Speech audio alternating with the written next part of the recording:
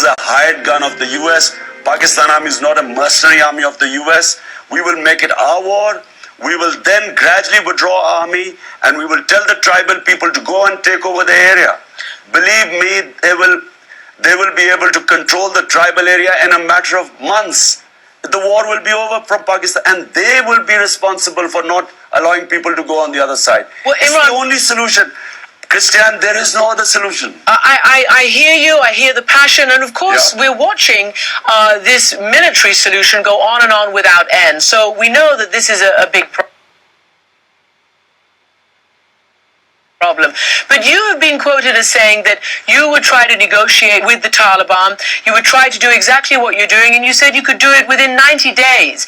But the Taliban have said that that's just dreamo-vision, that you don't know what you're talking about. Christian, look, I know the soul. What is the Taliban? I mean, who are the Taliban? There's a Chinese proverb, know your enemy. Who are they? My party, by the way, is by far the most popular party in Pakistan's tribal area where the Taliban operate. So how would I deal with it? First of all, because I know, look, the ideological Taliban, when you say they want to impose this system of Sharia or their way of life, the majority are either they are people who are reacting to Pakistan Army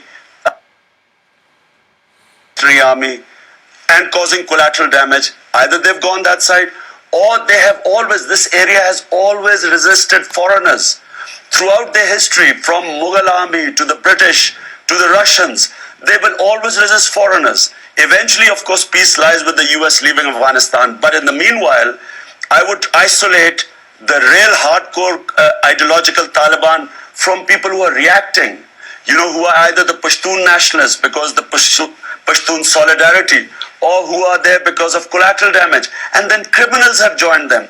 And then the old jihadi organizations made in the 80s to fight the Russians, which were under our establishment, who have revolted against us army and also called the Punjabi Taliban.